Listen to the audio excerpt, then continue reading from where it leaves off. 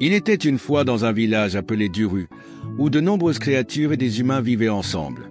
Dans ce village, il y avait une fille nommée Obiora. Elle était très belle, avec un caractère calme et doux. Les gens du village admiraient sa beauté et sa gentillesse.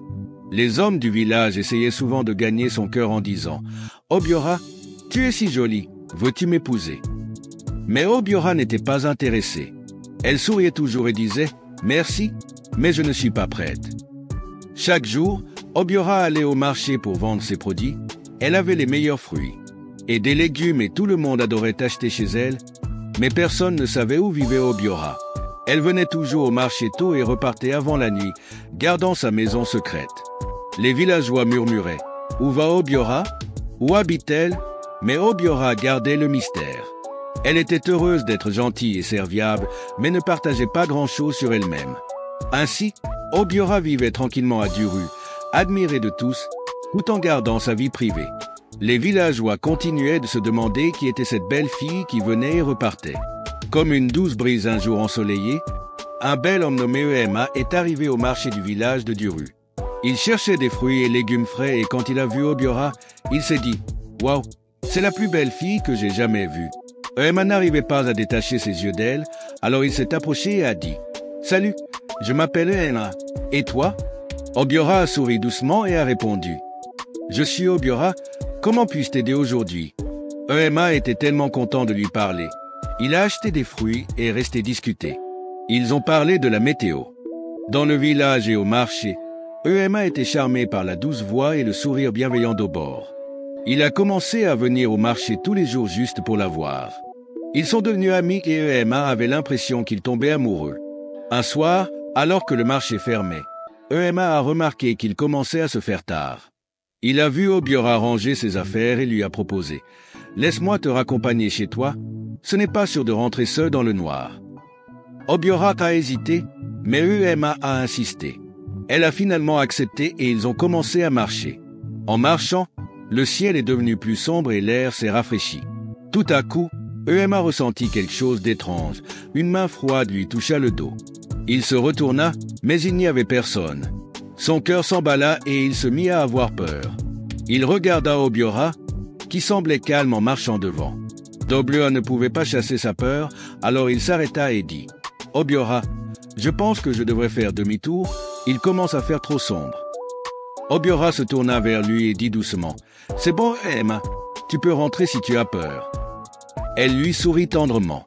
Avec la peur dans les yeux, Ema hocha la tête et se dépêcha de retourner au village. Il courut et courut jusqu'à ce qu'il atteigne sa maison. Un jour, Ima n'est jamais retourné au marché pour revoir Obiora. Il avait trop peur de cette mystérieuse main froide et de la nuit sombre. Obiora lui manquait, mais elle continuait sa vie paisible dans le village. Les villageois se demandaient pourquoi Ima avait soudainement arrêté de venir au marché, mais personne ne connaissait le secret de cette nuit-là. Obiora avait un secret. Elle n'était pas juste une fille ordinaire du village. Elle venait en fait de la profonde forêt magique au-delà de Duru. Dans cette forêt, Obiora vivait avec sa famille qui n'était pas humaine et qui avait la capacité de prendre différentes formes. Mais Obiora était la seule qui pouvait vraiment avoir l'air humaine tout le temps. Sa famille l'aimait beaucoup, mais ne voulait pas qu'elle s'approche des humains. Ses parents lui avaient toujours dit « Obiora, tu ne dois pas épouser un humain. Nos mondes sont trop différents. » Ils étaient très protecteurs avec elle. Quand un jeune homme a commencé à rendre visite à Obiora, ses parents ont commencé à s'inquiéter. Ils ne voulaient pas qu'elle tombe amoureuse de lui, alors ils ont décidé de le faire fuir. La main froide que Ema a ressentie dans son dos, c'était un coup de sa famille. Pour le tenir éloigné d'Obiora, Obiora se sentait triste. Elle aimait Obiora et voulait avoir des amis dans le village. Elle ne voulait plus vivre sous les règles de sa famille. Elle voulait être libre de faire ses propres choix et vivre parmi les humains. Alors Obiora a pris une grande décision. Elle a décidé de couper les ponts avec sa famille dans la forêt et de rester au village de Duru.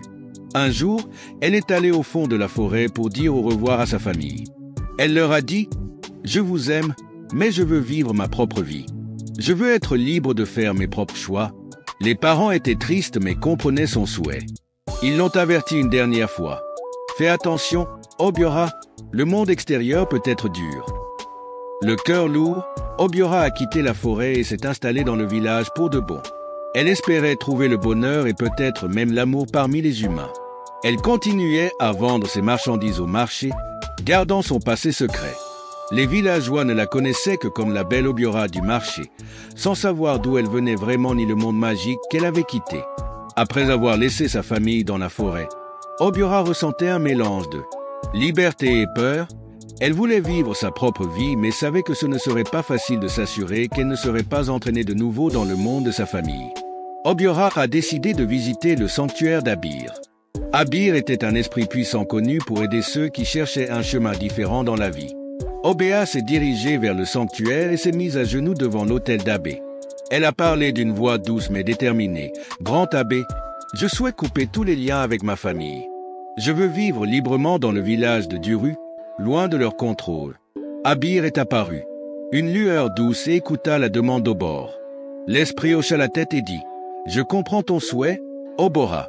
Je vais te donner la liberté que tu cherches, mais sache que ta famille ne sera pas contente.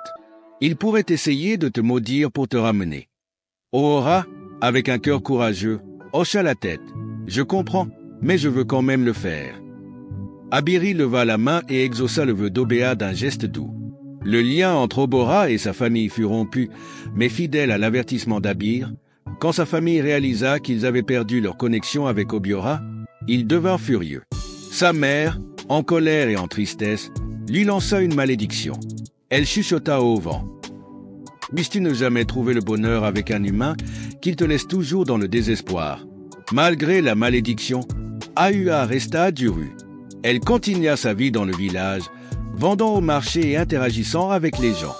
Elle espérait trouver l'amour et un sentiment d'appartenance, même si l'ombre de la malédiction planait sur elle. Obira était déterminée à vivre sa vie librement, peu importe les défis à venir.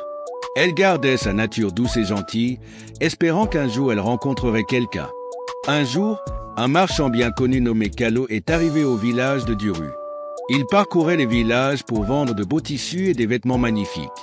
Kalo était sympathique et charmant, et beaucoup de gens l'aimaient. Quand il a vu Obiora au marché, il a été frappé par sa beauté et sa grâce. « Qui est cette jolie fille ?» se demanda-t-il. Kalo s'est approché d'Obiora avec un grand sourire. « Salut, je suis Kalo. Je voyage pour vendre de beaux tissus. Tu dois être Obiora, la fille dont tout le monde parle. » Il a dit qu'Obiora lui a souri et a répondu « Oui, c'est moi, enchanté de te rencontrer. » Kalo était captivé par sa voix douce et ses yeux gentils. Il a commencé à fréquenter le marché plus souvent, s'arrêtant toujours au stand d'Obiora. Ils discutaient, riaient, et Kalo s'est rendu compte qu'il tombait amoureux d'elle.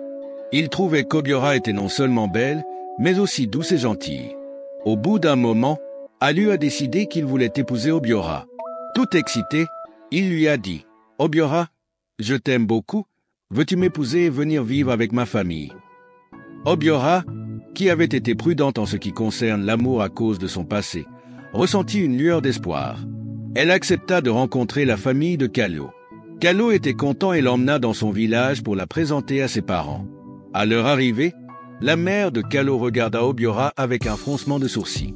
Elle avait entendu des murmures sur le passé mystérieux d'Obiora et les événements étranges qui l'entouraient. « Cette fille, elle est belle, mais il y a quelque chose qui cloche chez elle, pensa-t-elle. Après avoir discuté avec Obiora un moment, la mère de Kalo secoua la tête. « Désolé Kalo, mais je ne fais pas confiance à cette fille. Il y a une malédiction autour d'elle, elle n'est pas faite pour notre famille, a-t-elle dit fermement. Kalo était choqué, déçu et triste. Il tenait beaucoup à Obora, mais il respectait les souhaits de ses parents. Il a regardé Obora avec le cœur lourd et a dit « Obora, je suis désolé, ma mère n'approuve pas notre mariage, je dois écouter ma famille. » Obora a senti son cœur se briser. Elle espérait que Kalo verrait au-delà de la malédiction, mais elle comprenait son choix. Avec des larmes aux yeux, elle a hoché la tête et est partie tranquillement de Sheko, se dirigeant vers le village de Duru, se sentant. Le poids de la malédiction pesait encore sur son cœur, mais Obiora continuait de vivre à Duru, espérant qu'un jour elle trouverait quelqu'un qui pourrait l'aimer malgré ça. Elle restait forte et poursuivait sa vie quotidienne, toujours gentille et douce, même quand son cœur était brisé après sa séparation avec Kalo. Obiora ressentait plus que jamais le poids de la malédiction. Elle était triste et fatiguée d'être rejetée à cause de ça. Désespérée de trouver une solution, Obiora décida de retourner au sanctuaire d'Air, espérant que le puissant l'esprit pourrait l'aider à trouver la paix et à vivre avec la malédiction qui la hantait. Obiora se rendit au sanctuaire et s'agenouilla une fois de plus devant l'autel d'Abbé. Le cœur lourd, elle supplia. « Grand abri, la malédiction qui pèse sur moi me cause tant de souffrance. Aide-moi à m'en défaire pour que je puisse trouver le bonheur et être libre de ce fardeau. » Abiri apparut dans une douce lumière brillante. L'esprit écouta la supplication d'Obora et vit la sincérité dans ses yeux. « Obora, tu as enduré beaucoup à cause de cette malédiction, » dit Abiri doucement. « Je peux lever la malédiction de toi, mais il y a une condition. Tu dois rester calme et ne jamais laisser la colère prendre le contrôle de ton cœur.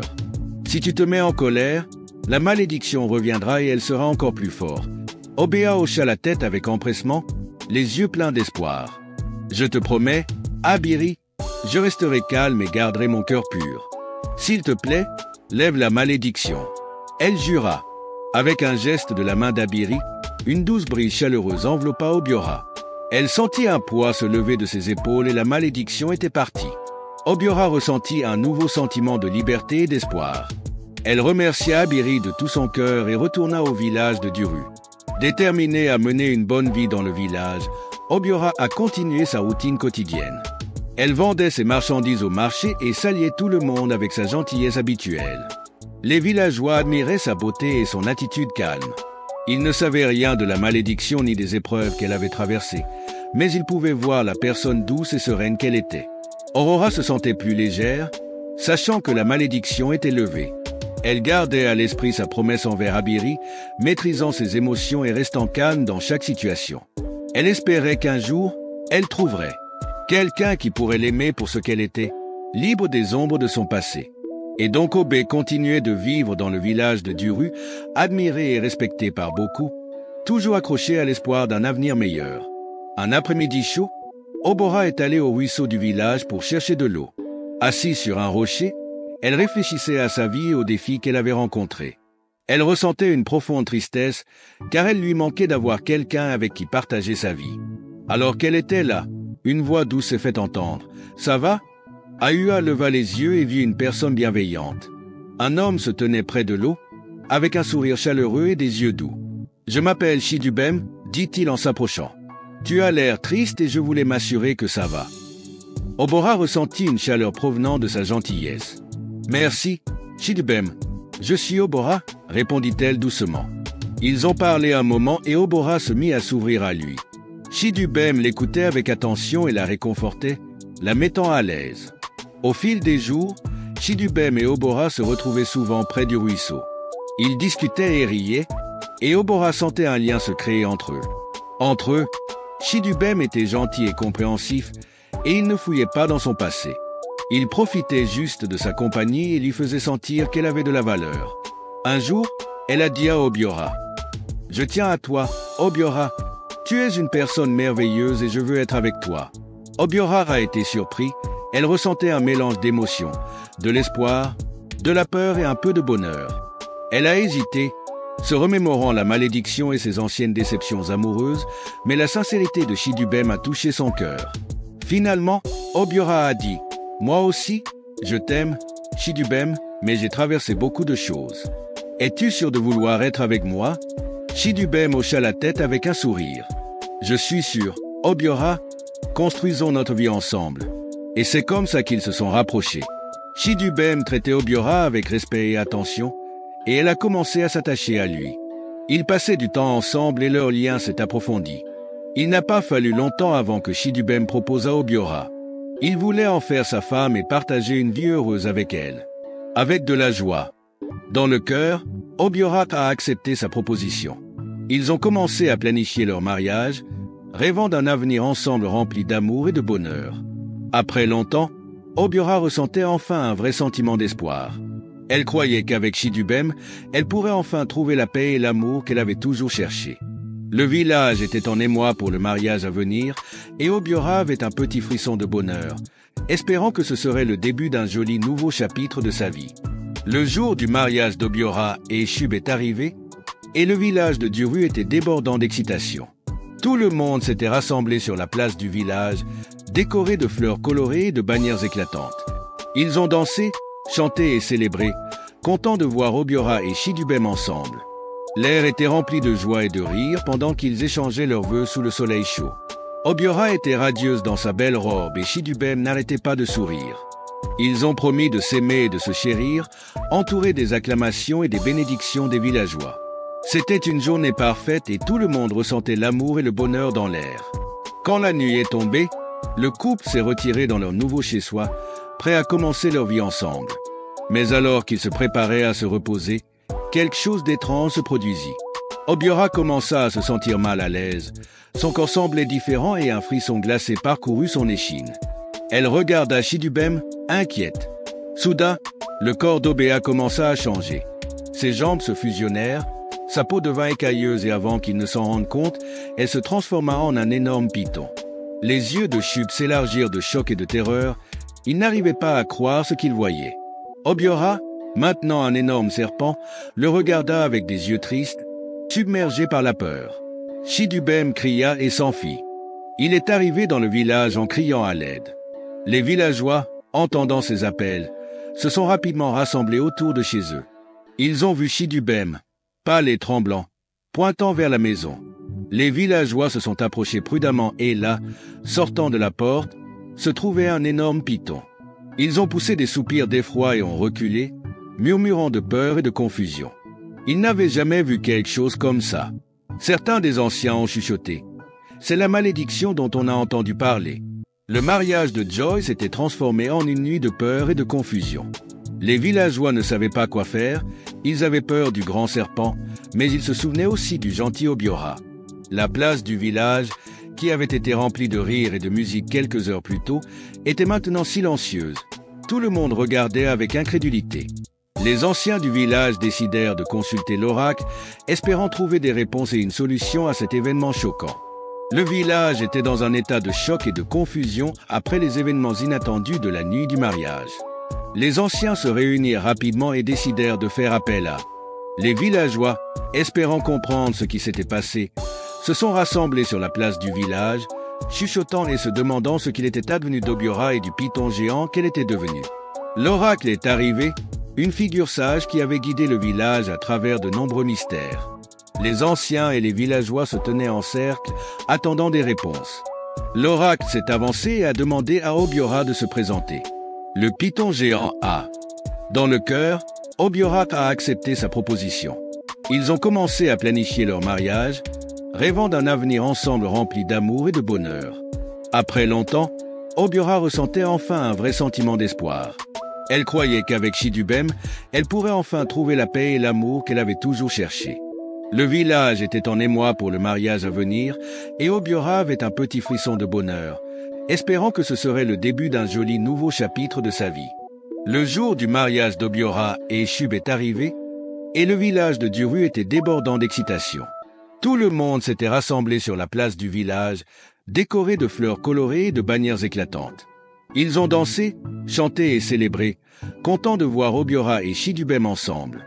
L'air était rempli de joie et de rire pendant qu'ils échangeaient leurs vœux sous le soleil chaud. Obiora était radieuse dans sa belle robe et Chidubem n'arrêtait pas de sourire. Ils ont promis de s'aimer et de se chérir, entourés des acclamations et des bénédictions des villageois. C'était une journée parfaite et tout le monde ressentait l'amour et le bonheur dans l'air. Quand la nuit est tombée, le couple s'est retiré dans leur nouveau chez-soi, prêt à commencer leur vie ensemble. Mais alors qu'ils se préparaient à se reposer, quelque chose d'étrange se produisit. Obiora commença à se sentir mal à l'aise. Son corps semblait différent et un frisson glacé parcourut son échine.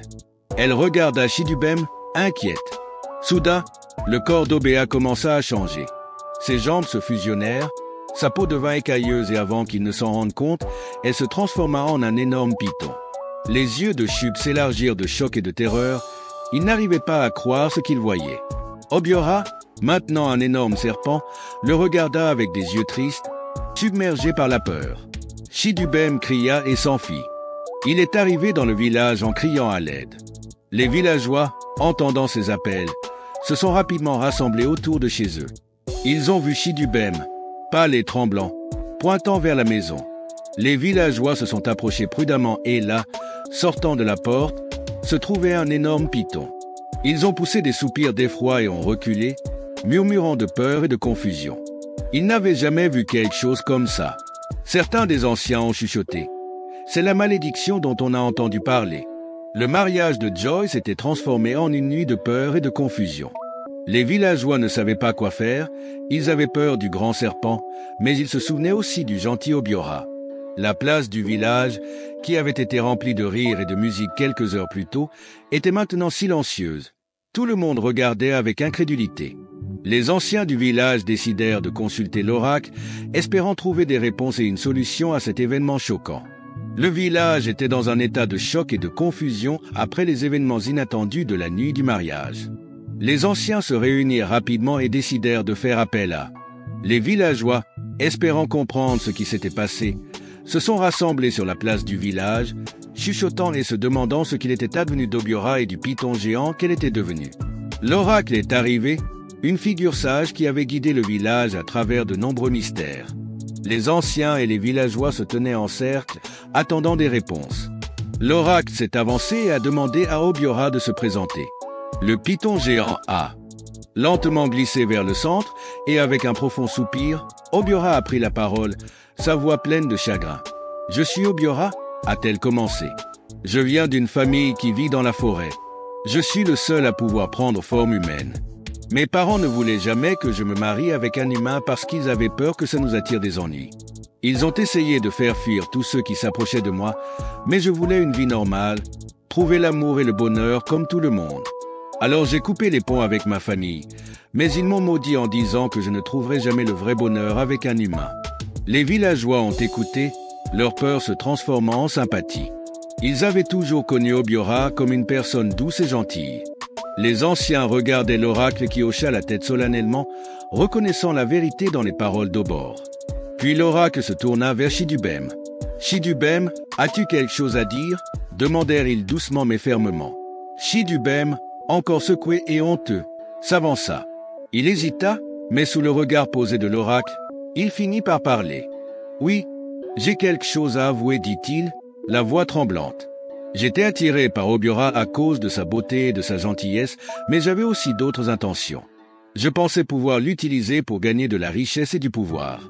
Je prévoyais de prendre son argent et la laisser derrière moi une fois que j'avais obtenu ce que je voulais. » Un murmure a parcouru la foule. Les villageois étaient choqués par la confession de Shidubem. Ils l'avaient toujours vu comme un homme gentil et attentionné. Les anciens le regardaient avec déception et l'oracle soupira profondément. « Tu prévois de trahir la confiance d'Obiora et de l'utiliser pour ton propre profit ?» dit l'oracle. « C'est un grave méfait. Obiora ne voulait rien d'autre qu'une vie normale et de l'amour, mais toi, tu la voyais comme un moyen d'arriver à tes fins. » Shidubem baissa la tête, honteux, incapable de soutenir le regard. Les yeux des villageois avaient vu la vérité, et c'était une révélation douloureuse pour tout le monde. L'oracle et les anciens devaient maintenant décider de la suite. Les villageois, le cœur lourd sous le poids de la vérité, attendaient le jugement de l'oracle. Ils retenaient leur souffle pendant que l'oracle se tenait au milieu de la place du village, plongé dans ses pensées. Après un long silence, l'oracle finit par parler d'une voix calme et ferme. Obiora cherchait une vie de paix et d'amour, tandis que Shidubem cherchait à l'utiliser pour son propre bénéfice. L'oracle a commencé. Dans ce monde, les actions ont des conséquences.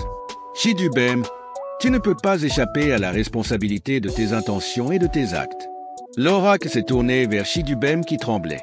Tu ne peux pas être libéré d'Obiora, a déclaré l'oracle. Tu dois rester avec elle en tant qu'épouse. C'est la conséquence de ta tromperie et la leçon que tu dois apprendre. Tu voulais l'utiliser, mais maintenant tu vas vivre avec la personne que tu avais l'intention de trahir. C'est ta punition. Une mama a traversé la foule, les villageois étaient choqués par la décision de l'oracle. Ils ne s'attendaient pas à un tel verdict. Beaucoup ressentaient de la sympathie pour Obiora, qui avait tant souffert, et ils étaient incertains quant au sort de Shidubem. Cependant, ils respectaient la sagesse de l'oracle et savaient que son jugement était juste. Shidubem avait l'air dévasté. Il réalisait la gravité de ses actes et les conséquences qu'il devait maintenant affronter. Il jeta un coup d'œil à Obiora, qui était toujours sous sa forme de python, ses yeux remplis de tristesse et de résignation.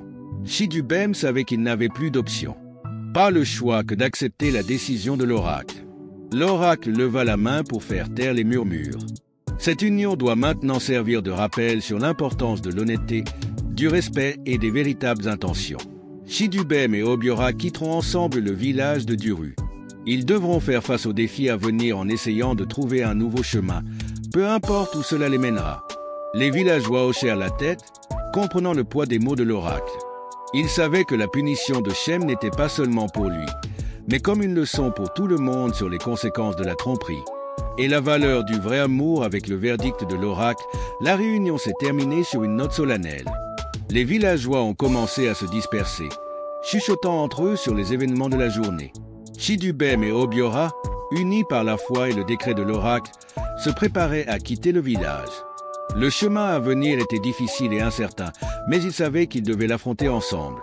Le village de Duru se souviendrait longtemps de cette histoire, celle d'un amour, d'une trahison et de la quête de rédemption. Les villageois les regardaient s'éloigner, certains avec sympathie, d'autres avec curiosité. C'était un adieu sombre en sachant que les deux allaient affronter un avenir incertain ensemble. Chidubem et Obiora marchaient vers la forêt où vivait la famille d'Obor. En entrant dans les bois épais, l'air semblait différent, plus magique et mystérieux. Chidubem était nerveux, ne sachant pas à quoi s'attendre. Obiora, toujours sous sa forme de python, menait le chemin. Ils arrivèrent enfin à une clairière cachée où résidait la famille d'Obor. En arrivant, les membres de la famille d'Obor, chacun avec leurs formes uniques, émergèrent. Certains avaient des traits d'animaux tandis que d'autres. Ils avaient l'air de plus en plus éthérés et mystiques. Ils regardaient en silence Obiora et Chidubem s'approcher. Chidubem, sentant le poids de ses actes, s'avança et baissa la tête. « Je suis désolé pour mes intentions », dit-il d'une voix sincère. « Je voulais utiliser Obiora pour mon propre intérêt, mais j'ai compris ma leçon. J'accepte le jugement de l'oracle et je vous demande pardon. » Les parents d'Obé, qui s'inquiétaient pour elle, écoutaient attentivement. Ils pouvaient voir le regret dans les yeux de Chub et le sérieux dans sa voix. Un moment de silence. La mère d'Obor a pris la parole. « Nous voyons que tu es vraiment désolé, Chidubem. Nous te pardonnons, mais sache que vivre ici ne sera pas facile. Tu dois respecter nos traditions et prendre soin d'Obiora. » Chidubem a hoché la tête avec gratitude. « Je comprends et je ferai de mon mieux, » a-t-il promis. Sur ce, la famille d'Obéa l'a accepté dans leur monde. Ils l'ont accueilli non pas en tant que personne parfaite, mais comme quelqu'un prêt à apprendre et à grandir. Chidubem a dû s'adapter à une vie très différente de celle qu'il connaissait dans le village. Les créatures de la forêt étaient gentils et doux, mais ils avaient leurs propres manières et coutumes. Chidubem travaillait dur pour s'intégrer, apprenant sur le monde magique et les responsabilités qui l'accompagnaient.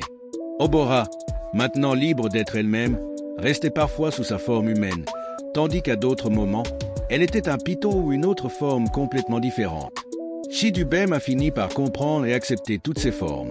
Ils ont tous les deux trouvé un nouveau rythme dans leur vie, loin du tumulte du village. Avec le temps, Chidubem a appris à apprécier la beauté et la paix de la forêt. Une partie de la famille d'Ahua les aidait et partageait leur vie. Il a accepté son destin et a tiré le meilleur de sa nouvelle vie, trouvant des moments de joie et de paix. Obiora ressentait aussi un sentiment d'appartenance et d'acceptation. Elle était avec sa famille et avec quelqu'un qui avait choisi de rester avec elle malgré les défis.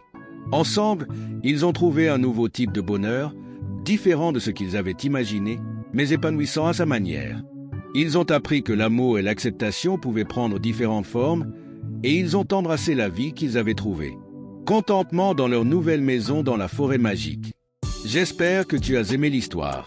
Si c'est le cas, mets un like à la vidéo, dis-moi ce que tu as retenu du conte et n'oublie pas de t'abonner à la chaîne pour d'autres histoires enchanteresses comme celle-ci. Merci.